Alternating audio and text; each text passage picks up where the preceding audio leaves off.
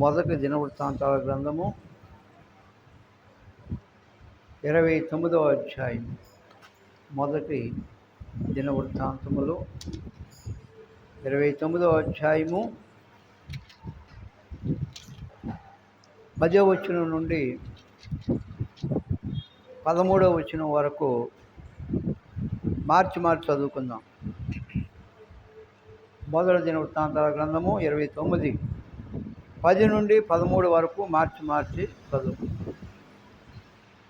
రాజు అయిన దావీదు కోడను బహుగా సంతోషపడి సమాజము పూర్ణముగా ఉండగా యెహోవాకు ఇట్లు స్తోత్రములు చెల్లించెను. మాకు తండ్రిగా ఉన్న ఇశ్రాయేలు దేవా యెహోవా, నిరంతరము నీవు స్తోత్రార్హుడవు.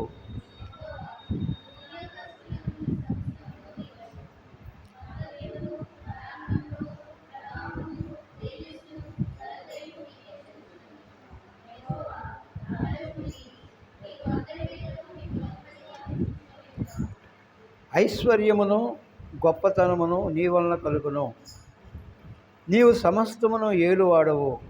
బలమును పరాక్రమమును నీ దానములు. హెచ్చించువాడవును, అందరికి నీ బలము ఇచ్చువాడవును నీవే.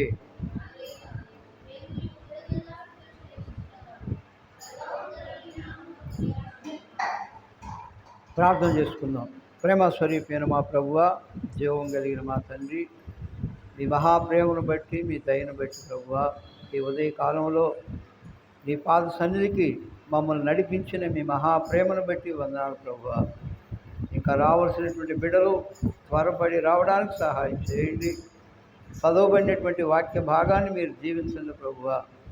ఎన్నిక లేని వాడును, ఎందుకు పనికిరానిటువంటి వాడును ప్రభువా, మీరే మరుగుపరుచుకొని మీ యొక్క ఆత్మ ద్వారా మాకు కావలసినటువంటి ఆరాధన వర్తమానం దయచేయమని మహిమ ఘనత ప్రభావములు మీకే చెల్లించుతూ మా ప్రభు అయిన యేసుక్రీస్తు నామమున స్తుతించి ప్రార్థించి వేడుకుంటున్నాము తండ్రి, ఆమేన్.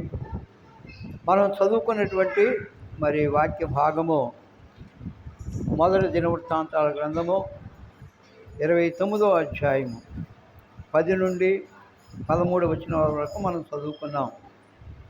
రాజు అయినటువంటి దావీదు చూడండి, తన జీవితంలో ఎంతగానో దేవుణ్ణి స్తుతిస్తూ దేవుణ్ణి ఘనపరుస్తూ జీవించినటువంటి వ్యక్తి రాజు అయిన దావీదు. చూడండి, ఇక్కడ రాజు అయిన దావీదు కోడను బహుగా సంతోషపడి సమాజము పూర్ణముగా ఉండగా యెహోవాకు ఇట్లు స్తోత్రములు చెల్లించెను. చూడండి, సమాజము అనగా దేవుని పిల్లలు సమాజంగా కూడుకున్నారు.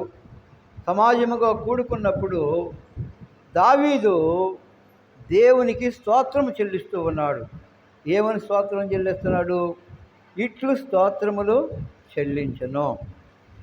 మాకు తండ్రిగా ఉన్న ఇశ్రాయేలు దేవా యెహోవా, నిరంతరము నీవు స్తోత్రార్హుడవు అంటున్నాడు. ఏమంటున్నాడు ఇక్కడ?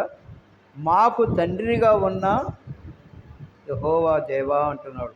మాకు తండ్రివి అంటే మేము నీ పిల్లలము, నీ కుమారులమే, నీ కుమార్తెలము. ఆలోచించండి, ఒకప్పుడు మన జీవితాల్లో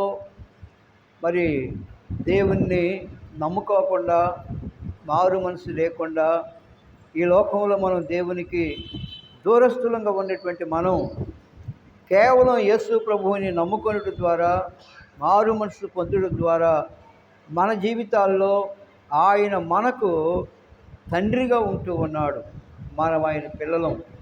అయితే తండ్రిగా ఉన్నటువంటి ఆ దేవుణ్ణి మనం ఆరాధించాలి. రక్షింపబడినటువంటి ప్రతి దేవుని బిడ్డ కూడా ప్రభువుని స్తుతించాలి, ప్రభువుని ఘనపరచాలి. చూడండి, ఇక్కడ రాజైన దావీదు దేవునికి స్తోత్రాలు చెల్లిస్తున్నాడు. ఏమని? మాకు తండ్రిగా ఉన్న ఇశ్రాయేలు దేవా యెహోవా, నిరంతరము నీవు స్తోత్రార్హుడవు. ఏమంటున్నాడు? నిరంతరము నీవు స్తోత్రానికి అర్హుడు అంటున్నాడు. నిరంతరం, ఎల్లప్పుడూ. చూడండి, మనం ఆరాధించే దేవుడు, మనం నమ్మినటువంటి దేవుడు పరలోకంలో స్వరూపులు దేవదూతలు పరిశుద్ధుడు పరిశుద్ధుడు పరిశుద్ధుడని మానక మరి వారు దేవుణ్ణి ఆరాధిస్తూ ఉన్నారు పరలోకంలో. అయితే ఈనాడు భూమి మీద మన జీవితాల్లో మనము ఆయన పిల్లలంగా మనము దేవుణ్ణి ఆరాధించాలని దేవుడు కోరుతూ ఉన్నాడు, దేవుని స్తుతించాలని కోరుతూ ఉన్నాడు. ఎందుకు చూడండి, ఇక్కడ అంటున్నాడు యెహోవా 11వ వచనం, యెహోవా భూమి ఆకాశములు యందుండు సమస్తమును నీ వశము అంటున్నాడు. భూమి ఆకాశముల యందున్న సమస్తము కూడా నీ వశము అని ఇక్కడ దేవుణ్ణి హెచ్చిస్తూ ఉన్నాడు. మహత్యమును పరాక్రమమును ప్రభావమును తేజస్సును ఘనతయు నీకే చెందుతున్నవి అంటున్నాడు. ఏంటవి? ఇక్కడ అంటున్నాడు మరి మహత్యమును పరాక్రమమును ప్రభావమును, మహత్యము పరాక్రమము ప్రభావము తేజస్సు ఘనత నీకే చెందుతున్నవి. చూడండి, ఈ లోకంలో మన జీవితాల్లో ఆయన ఎంత గొప్ప దేవుడో, ఆయనకి ఏమి చెల్లించాలి, ఏమి చెందుతున్నవి అంటున్నాడు ఇక్కడ. ఏమి చెందేది ఏంటి? మహత్యము పరాక్రమము ప్రభావము తేజస్సు ఘనత నీకే చెందుతున్నవి అని తన జీవితంలో దేవుణ్ణి స్తుతిస్తూ ఉన్నాడు. ఈ ఉదయకాలంలో మనము దేవునికి చెందవలసినటువంటి ఆ ప్రభావమును మహత్యమును మరియు దేవునికి మాత్రమే మనము చెల్లించే వారంగా ఉండాలి. ఇంకేమంటున్నాడు? యెహోవా రాజ్యము నీది, నీవు అందరి మీదనో నీవు అధిపతిగా హెచ్చించుకొని ఉన్నావు. రాజ్యము నీది. చూడండి ఏమంటున్నాడు. సామాన్యంగా మరి ఈ లోకంలో ఎవరైనా పరిపాలన చేసేటప్పుడు, ప్రభుత్వాలను ఏరేటప్పుడు ఏమంటారు? నా ప్రభుత్వం అంటారు, నా రాజ్యం అంటారు. అంతే కదా. ఈ లోకంలో ఏ పార్టీ వాళ్ళు వస్తే ఆ పార్టీ ఏమంటారు? నా ప్రభుత్వం అంటారు, నా రాజ్యం అంటారు, నా అధికారం అంటారు. కానీ దావీదు జీవితంలో దావీదు ఎంతగా దీనుడిగా తగ్గించుకొని ఏమంటున్నాడు ఇక్కడ? రాజ్యము నీది అంటున్నాడు. ఏమంటున్నాడు? రాజ్యము నీది. చూడండి, దేవుని ఎంతగా హెచ్చిస్తూ ఉన్నాడు. రాజ్యము నాది అని చెప్పుకోవట్లేదు. రాజు కదా, మరి చెప్పుకోవచ్చు, కానీ రాజ్యము నీది. నీవు అందరి మీదనో నిన్ను అధిపతిగా హెచ్చించుకొని ఉన్నావు. అందరి మీదనో అధిపతిగా హెచ్చించుకొని ఉన్నావు. అందరి మీద. అందరూ అంటే ఈ భూమి మీద ఎన్ని దేశాలైతే ఉన్నాయో, ఎంతమంది ప్రజలైతే ఉన్నారో, వారు నమ్మిన వారు కావచ్చు, నమ్మని వారు కావచ్చు, ఎవరైనా కావచ్చు, ఈ భూమి మీద ఉన్నటువంటి అందరి మీద కూడా అధిపతిగా ఉన్నాడు మన దేవుడు. మనం ఆరాధించే దేవుడు అధిపతి, ఆయన అధికారి. అందుకోసమే మన జీవితాల్లో ఆయన్ని ఆరాధించాలి. అందుకోసమే మన జీవితాల్లో ప్రభువుని అంగీకరించి నమ్ముకోవాలి, నమ్మని వారు ఇంకెవరైనా ఉంటే. అంతేగాని ఏముందలే అని మరి సింపుల్గా తేలిగ్గా ఎవరు ఆలోచన చేయవద్దు. ఆయన అందరి మీద ఈ ఉదయకాలంలో ఆయన నీ మీద కూడా అధిపతిగా ఉన్నటువంటి దేవుడై ఉన్నాడు. ఎందుకంటే ఇక్కడ అంటున్నాడు, మరలా 12వ వచనం అంటున్నాడు, ఐశ్వర్యమును గొప్పతనమును బలమును పరాక్రమమును నీ దానములు అంటున్నాడు. ఐశ్వర్యము గొప్పతనము నీ వలన కలుగును, నీవు సమస్తమును ఏలువాడవు. బలమును పరాక్రమమును నీ దానములు. హెచ్చించువాడవును, అందరికి నీ బలము ఇచ్చువాడవు నీవే. అందరికీ బలాన్ని ఇచ్చే దేవుడు. నమ్మిన వారికి బలాన్ని ఇస్తున్నాడు, నమ్మని వారికి కూడా ఆయన బలం ఇస్తున్నాడు. ఈనాడు మన పనులు చేసుకోవడానికి మనకు బలం కావాలి, ఆరోగ్యం కావాలి. మరి ఎవరిస్తారు ఈ లోకంలో? ఏదైనా అనారోగ్యం ఉంటే డాక్టర్ల దగ్గరికి వెళ్తే మందులు ఇస్తారు, కానీ వాళ్ళు బలాన్ని ఇవ్వలేరు, ఆరోగ్యాన్ని ఇవ్వలేరు. ఆరోగ్యాన్ని ఇచ్చేది ఎవరు? దేవుడే. బలాన్ని ఇచ్చేది ఎవరు? దేవుడే. ఇది మానవుడు గ్రహించలేకపోతూ ఉన్నాడు. అందుకని ఇక్కడ దావీదు జీవితంలో అందరికీ బలము ఇచ్చేవాడు నీవే. చూడండి ఎంత గొప్ప దేవుడో. అంతేకాదు, ఈ లోకంలో నశించిపోయే మానవుడిని ప్రేమించి, చూడండి, ప్రభువైన యేసుక్రీస్తు వారు పరలోకములో ఉన్నటువంటి ఆ ప్రభువు మన కోసం కుమారుడుగా ఈ లోకానికి వచ్చారు. అందుకోసమే మన జీవితాల్లో ప్రభువుని ఆరాధించాలి. చూడండి, లోకాసు వార్త 2వ అధ్యాయము తీసిన వారు చదవండి. లోకాసు వార్త 2వ అధ్యాయము 27వ వచనం నుండి 32వ వచనం వరకు చదవండి. అంతటా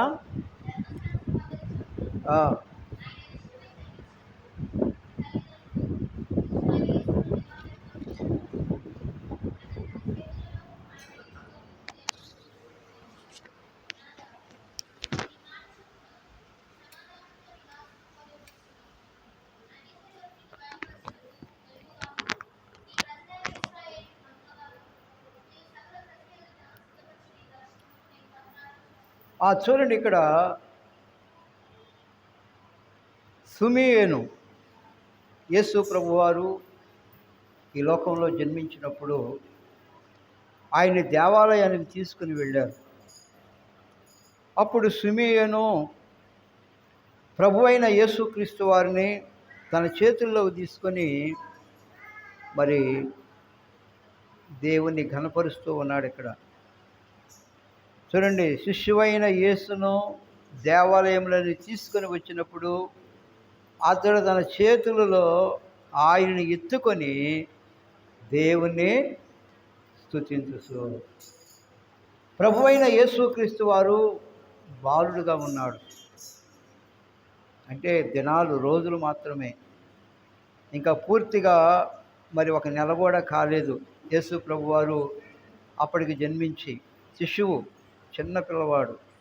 శిష్యువైన యేసును అంటే పాలు త్రాగే పిల్లవాడు, చిన్నవాడు.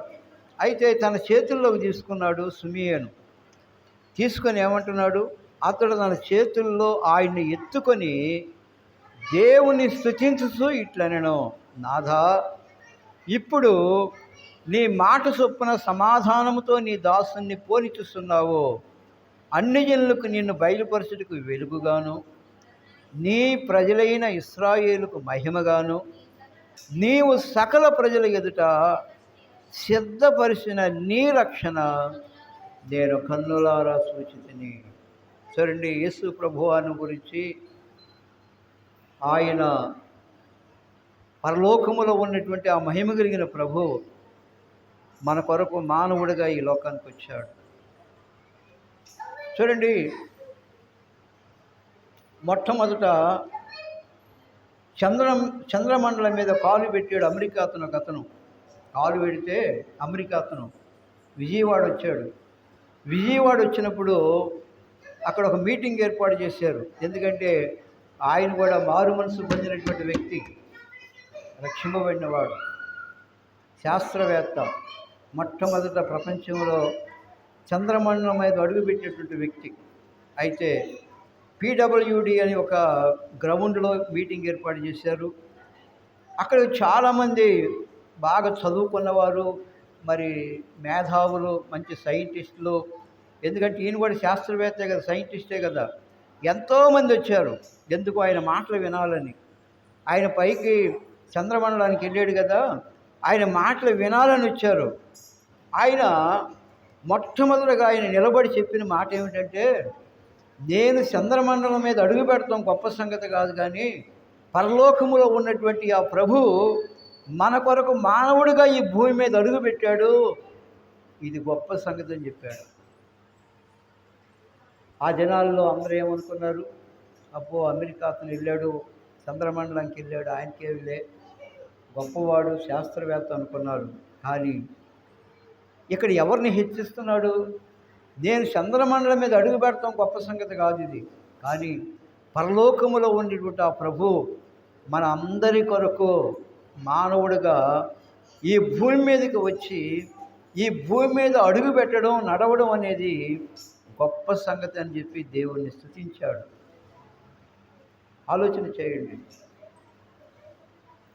మన ప్రభువైన యేసుక్రీస్తు వారు ఆయన పాపి అయినటువంటి మానవుణ్ణి రక్షించాలని ఆయన రక్షకుడుగా ఈ లోకానికి వచ్చాడు. ఆయన పేరే రక్షకుడు. ఆయన పేరేంటి? రక్షకుడు. యేసు అంటే ఏంటి? తన ప్రజలను వారి పాపముల నుండి ఆయనే రక్షించును. ఆయనకి యేసు చూడండి అని పేరు పెట్టబడును అన్నాడు. అయితే ఇక్కడ సిమెయోను అంటున్నాడు, నీవు సకల ప్రజల ఎదుట సిద్ధపరిచిన నీ రక్షణను నేను కన్నులారా చూచితిని. కన్నులారా చూశాడు. యేసు ప్రభు వారి లోకంలో ఉన్నప్పుడు ఆయనను కూడా అనేక మంది కన్నులారా చూశారు. కొంతమంది ఆయన గురించి అనుకున్నారు, ఈయన మానవుడు అనుకున్నారు. మరికొంతమంది వడ్లవాని కుమారుడు అనుకున్నారు. అంటే వడ్రంగం పనిచేసేవాడు. యేసు ప్రభు వారు 30 సంవత్సరాల వయసు వచ్చిన దాకా కూడా వడ్రంగం పనిచేశాడు. 30 సంవత్సరాల తర్వాత 3.5 సంవత్సరాలు జరిగిన పరిచర్య మాత్రమే బైబిల్లో వ్రాయబడి ఉన్నది. ఆ 30 సంవత్సరాలు తన తల్లిదండ్రులకు లోబడి వడ్రంగం పనిచేశాడు. అందుకని ఆ దినాల్లో అనేక మంది ఆయన రక్షకుడని గ్రహించలేకపోయారు. కొంతమంది అయితే ఆయన రక్షకుడని వారు గ్రహించి ప్రభువుని నమ్ముకున్నారు. ఈ దినాల్లో కూడా అంతే కదా. లోకంలో ఎంతోమంది దేవుని వాక్యం వింటున్నారు. అనేక మంది జీవితాల్లో ఆయన అంగీకరించకుండా మరి జీవిస్తూ ఉన్నారు. దానివల్ల నష్టం ఎవరికి? యేసు ప్రభువుని నమ్ముకోకుండా ఒకవేళ ఈ భూమి మీద మనం జీవించినట్లయితే మరి ఈ లోకాన్ని విడిచిన తర్వాత నరకానికే కదా వెళ్ళేది వారు ఎవరైనా సరే. చూడండి, ఈ రక్షణ మన కొరకు సిద్ధపరిచాడు. ఇది మానవుడు గ్రహించాలి. నీవు సకల ప్రజల ఎదుట సిద్ధపరిచిన నీ రక్షణ నేను కన్నులారా చూసితిని. ఒకప్పుడు మన జీవితాల్లో కూడా రక్షకుడైనటువంటి ప్రభువుని నమ్ముకోకుండా మనం జీవించినటువంటి వారం. అయితే మన జీవితాల్లో ఆ రక్షణ గురించి మనం ఎరిగి తెలుసుకొని దేవుని వాక్యం విని నమ్ముకోవడం అనేది ఇది మనకు గొప్ప భాగ్యంగా ఉంటూ ఉన్నది. అందుకనే మరి ఆయన్ని సకల ప్రజలు ఎదుట అంటున్నాడు. సకల ప్రజలు అంటే ప్రపంచంలో ఉన్న ప్రజలందరూ ఎదుట అంటున్నాడు. యేసు ప్రభు కొందరికి మాత్రమే దేవుడు కాదు. కొంతమంది అనుకుంటారు తెలియక, వాళ్ళ దేవుడేలే మా దేవుడు కాదు అనుకుంటున్నారు. మరి కొంతమంది తెల్లవాళ్ళ దేవుడే మన భారతదేశానికి దేవుడు కాదు అనుకుంటున్నారు. కానీ వాస్తవంగా యేసుక్రీస్తు అందరికీ ప్రభువై ఉన్నాడు. వాక్యానుసారంగా ఆయన అందరికీ దేవుడు, అందరికీ ప్రభు. నువ్వు నమ్మినా నీకు కూడా దేవుడై ఉన్నాడు, నమ్మకపోయినా దేవుడై ఉన్నాడు. నువ్వు నమ్మితే ధన్యుడు అవుతావు, నమ్మకపోతే నిత్య నరకానికి వెళ్ళాల్సి వస్తుంది. జాగ్రత్త. ఈ లోకంలో ప్రతి మానవుడు రక్షణ పొంది ఆయన బిడ్డలుగా ఈ లోకంలో జీవించాలని దేవుని యొక్క సంకల్పమై ఉన్నది. అది దేవునికి ఇష్టమైనటువంటిది. అందుకోసమే ఈ సిమెయోను తన చేతుల్లో ప్రభువుని ఎత్తుకొని ప్రభువుని స్తుతిస్తూ ఉన్నాడు. ఏమంటున్నాడు? నీవు సకల ప్రజల ఎదుట సిద్ధపరిచిన నీ రక్షణ నేను కన్నులారా చూచితిని. తన చేతుల్లో ఆయన ఎత్తుకొని దేవుని స్తుతిస్తూ ఇట్లా అన్నాడు. దేవుని స్తుతిస్తూ అంటే దేవుని ఆరాధిస్తూ మరి ఇలాగన్నాడు. చూడండి, ఈనాడు మన జీవితాల్లో కూడా నశించిపోయిన మనల్ని కూడా ప్రభు ప్రేమించి రక్షించాడు కనుక మనం కూడా ఏం చేయాలి? ప్రభువుని ఆరాధించాలి. చూడండి, కీర్తనల గ్రంథం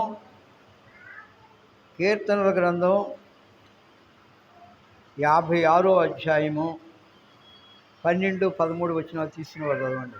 కీర్తనల గ్రంథం 56వ అధ్యాయము 12-13 వచనాలు. దేవా, నీవు మరణములో నుండి నా ప్రాణమును తప్పించి ఉన్నావు. నేను జీవపు వెలుగులో దేవుని సన్నిధిని సంచరించుచు ఆ, ఆ జారి పడకుండానట్లు నీవు నా పాదమును తప్పించి ఉన్నావు. నేను నీకు మొక్కుకొని ఉన్నాను, నేను నీకు స్తుతి యాగమును అర్పించదను. చూడండి, ఈ కీర్తన కూడా మరి దావీదు రాసినటువంటి కీర్తన. ఈ కీర్తన కూడా చూడండి, ఇక్కడ అంటున్నాడు, దేవా నీవు మరణములో నుండి నా ప్రాణమును తప్పించి ఉన్నావు అంటున్నాడు. ఎక్కడ నుండి? మరణములో నుండి. మనల్ని కూడా రెండవ మరణంలో నుండి తప్పించాడు మన ప్రభు. మొదటి మరణం అనేది ఏ మానవుడు తప్పించుకోలేడు. రెండవ మరణం ఉంది. ఆ మరణం నుండి ఎవరు తప్పించుకుంటారు? యోహాను సువార్త 5:24 ప్రకారము, నా మాట విని నన్ను పంపిన వారి యందు శ్వాసముంచువాడు మరణములో నుండి జీవములోనికి దాటి ఉన్నాడు. ఎక్కడి నుండి ఎక్కడికి?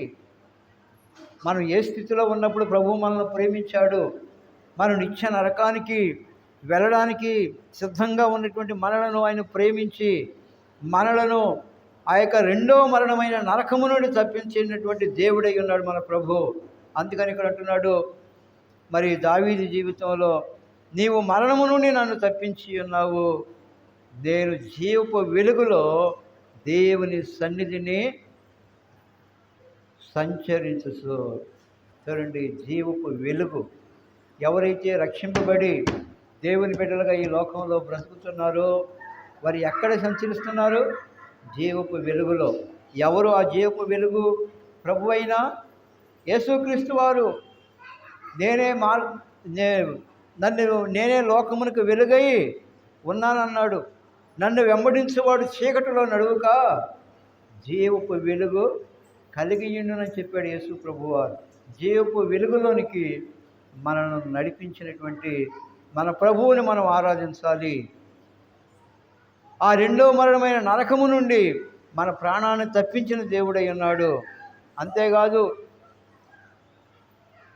దేవుని సన్నిధిని సంచరింపను, ఆ సంచరించినట్లు జారి పడకుండా నీవు నా పాదములను తప్పించి ఉన్నావు. జారి పడకుండా మన యొక్క పాదాలను ఏం చేస్తున్నాడు? ఆయన తప్పిస్తూ ఉన్నాడు. జారి పడకుండా.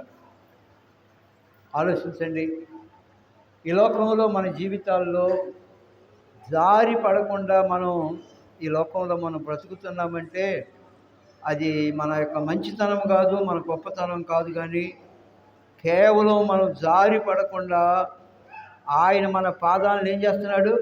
తప్పిస్తూ ఉన్నాడు. అంటే మనల్ని కాపాడే దేవుడు, పడిపోకుండా మనల్ని కాపాడే దేవుడు. అందుకని ఇక్కడ అంటున్నాడు, నేను నీకు మొక్కుకొని ఉన్నాను, నేను నీకు స్తుతియాగమును అర్పించదను. స్తుతియాగము, దేవుణ్ణి ఆరాధించుట, దేవుణ్ణి ఘనపరుచుట, దేవుణ్ణి మహింపరుచుట. చూడండి, ఆయన ఎంత ప్రేమ కలిగిన దేవుడై ఉన్నాడు. అంతేకాదు, మరొక వచనాన్ని మనం జ్ఞాపకం చేసుకుందాం. కొరింథీయులకు రాసినటువంటి మొదటి పత్రిక 1వ అధ్యాయము 31వ వచనం చదవండి. కొరింథీయులకు రాసినటువంటి మొదటి పత్రిక 1వ అధ్యాయము 31వ వచనం. అతిశయించువాడు ప్రభువునందే అతిశయింపవలెను అని వ్రాయబడింది నెరవేరునట్లు దేవుని మూలముగా ఆయన మనకు జ్ఞానమును, నీతియు, పరిశుద్ధతయు, విమోచనము ఆయను. చూడండి, ఇక్కడ ప్రభువైన యేసుక్రీస్తు వారు మనకేమిచ్చాడు? ఆయన మనకి ఏమనుగ్రహించాడు? ఈ లోకంలో రక్షింపబడినటువంటి దేవుని బిడ్డల జీవితాల్లో ఆయన మనకు జ్ఞానమును, ఏంటది? జ్ఞానము. అంటే ఒకప్పుడు మన జీవితాల్లో మనం అజ్ఞానులం, అంటే జ్ఞానం లేనటువంటి వారం. అయితే అలాంటి మన జీవితాల్లో యేసు ప్రభువుని నమ్ముకొనుట ద్వారా, ఆయన నమ్ముకొనుట ద్వారా, విశ్వాసం ఉంచడం ద్వారా, మారు మనసు పొంది బాప్తిస్మం తీసుకున్నట్టు ద్వారా ఆయన మనకు జ్ఞానమునిస్తూ ఉన్నాడు. నీతియు. రెండవది ఏంటి? నీతి. మొట్టమొదటిది జ్ఞానము, రెండవది నీతి, మూడవది పరిశుద్ధత. నాలుగవది విమోచనము ఆయను. చూడండి, మన జీవితాల్లో జ్ఞానము, నీతి, పరిశుద్ధత, విమోచన, ఈ 4 ప్రభువు మనకు అనుగ్రహించి ఉన్నాడు. ఈనాడు లోకములు అనేక మంది జీవితాల్లో నిజమైన దేవుడు, రక్షకుడు యేసు ప్రభు అనే జ్ఞానం లేకుండా అనేక మంది నశించిపోతూ ఉన్నారు. పెద్ద పెద్ద చదువులు చదువుకొని పెద్ద పెద్ద ఉద్యోగాలు చేస్తూ హోదాలో ఉండి చూడండి, అనేక మంది జీవితాల్లో అజ్ఞానంగా జీవిస్తూ ఉన్నారు. జ్ఞానం లేని వారుగా బ్రతుకుతూ ఉన్నారు. ఈనాడు యేసు ప్రభువును నమ్ముకొని జీవించడం అనేది కూడా అది జ్ఞానము.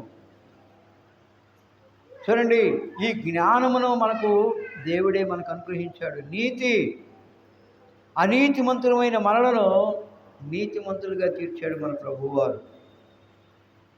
యేసు ప్రభువు నమ్ముకోకముందు మనం ఎవరు అంటే అనీతిమంతులం, అంటే నీతి లేని వారం.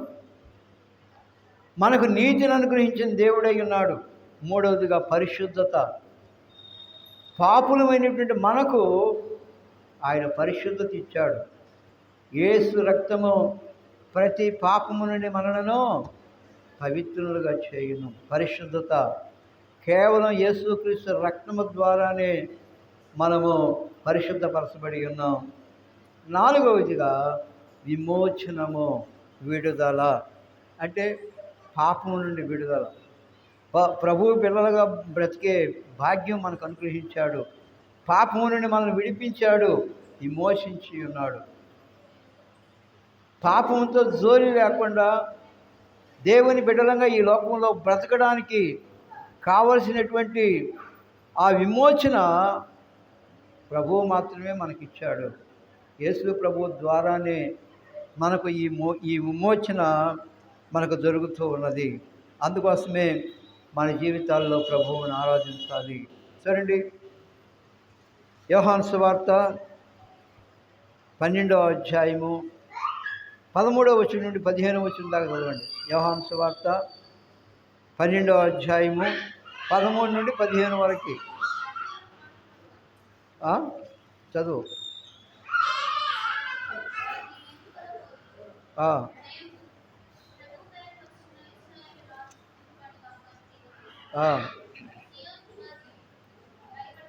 సియోను కుమారి భయపడకము, ఇదిగో నీ రాజు గాడిద పిల్ల మీద ఆసీనుడై ఉన్నాడు అని వ్రాయబడిన ప్రకారము.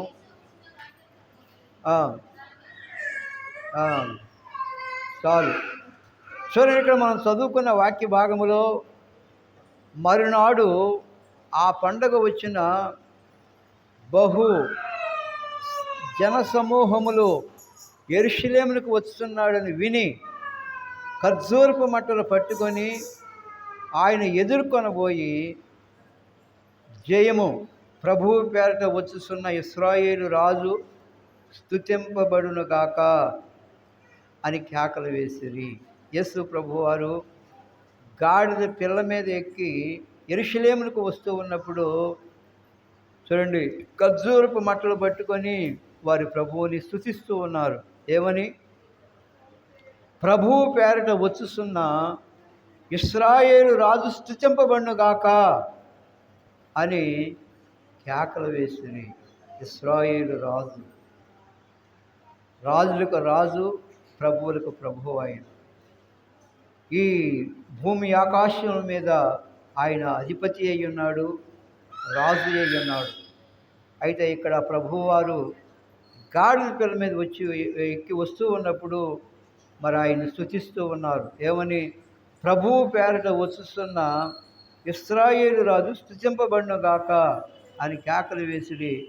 సియోను కుమారి భయపడకమో, ఇదిగో నీ రాజు గాడిద మీద ఆసీనుడై ఉన్నాడు. చూడండి, మన ప్రభు అయిన యేసుక్రీస్తు వారు మన కోసం దీనుడుగా తన్ను తాను తగ్గించుకొని దేని మీద వస్తున్నాడు? గాడిద పిల్ల మీద. సామాన్యంగా ఈ లోకంలో రథాల మీద ఆ దినాల్లో, ఇప్పుడైతే కార్లు ఉన్నాయి, విమానాలు ఉన్నాయి, రైళ్ళు ఉండి, ఎన్నో ఉండి ప్రయాణానికి. ఆ దినాల్లో గుర్రాల మీద వెళ్ళేవాళ్ళు, రథాల మీద వెళ్ళేవారు. కానీ యేసు ప్రభువారు దీనుడుగా తన్ను తాను తగ్గించుకొని గాడిద పిల్ల మీద ఆ యెరూషలేములోనికి వస్తూ ఉన్నప్పుడు వాళ్ళందరూ ప్రభువుని స్తుతిస్తూ ఉన్నారు, ప్రభువుని కనపరుస్తూ ఉన్నారు, ప్రభువుని మహింపరుస్తూ ఉన్నారు. సియోను రాజు, సియోను కుమారి భయపడకమో అని ధైర్యపరుస్తూ ఉన్నాడు. ఎవరు సియోను కుమారి అంటే? దేవుని ప్రజలు, దేవుని బిడ్డలు. సియోను కుమారి అంటే ఎవరు? దేవుని పిల్లలు. కాబట్టి ఈ లోకంలో భయపడకము, నీ రాజు గాడిద పిల్ల ఎక్కి వస్తున్నాడు అంటున్నాడు. అవును, మన ప్రభు అయిన యేసుక్రీస్తు వారు ఆయన రాజులకు రాజు, ప్రభువులకు ప్రభు, మన రక్షకుడు ఆయన. మన జీవితాల్లో ఆయన ప్రభువు మనకిచ్చినటువంటి గొప్ప రక్షణను బట్టి, ఆయన మనకిచ్చినటువంటి జ్ఞానమును బట్టి, నీతిని బట్టి, పరిశుద్ధతను బట్టి, విమోచనమును బట్టి, ఇంతవరకు మన జీవితాల్లో మనకిచ్చిన బలమును బట్టి, ఆరోగ్యాన్ని బట్టి, మన జీవితాల్లో మన అవసరతలన్నిటినీ ప్రభువు మనకు తీరుస్తూ ఉన్నాడు. ఆయన మనకు తోడుగా ఉన్నటువంటి దేవుడై ఉన్నాడు. ఎన్నడూ మనల్ని విడిచిపెట్టేవాడు కాడు మన ప్రభు. ఆలోచించండి, మనము కష్టంలో ఉన్నప్పుడు, శ్రమలో ఉన్నప్పుడు, బాధలో ఉన్నప్పుడు, కృంగిపోయి ఉన్నప్పుడు, కన్నీరు విడిచేటప్పుడు ఎన్నడూ కూడా మన జీవితాల్లో ప్రభు మనల్ని విడిచిపెట్టేవాడు కాడు. ఆయన మన ధైర్యపరిచే దేవుడు, మనల్ని ఆదరించే దేవుడు, మన రక్షకుడు ఆయన. అందుకనే ఉదయకాలంలో మరి ఆ ప్రభువుని మనం ఘనపరిచి మనం ఆయన ఆరాధించి ఆయన మహింపరుద్దాం. దయచేసి అందరూ మోకరించండి. సహోదరులు మొట్టమొదటి ప్రభువుని ఆరాధించండి.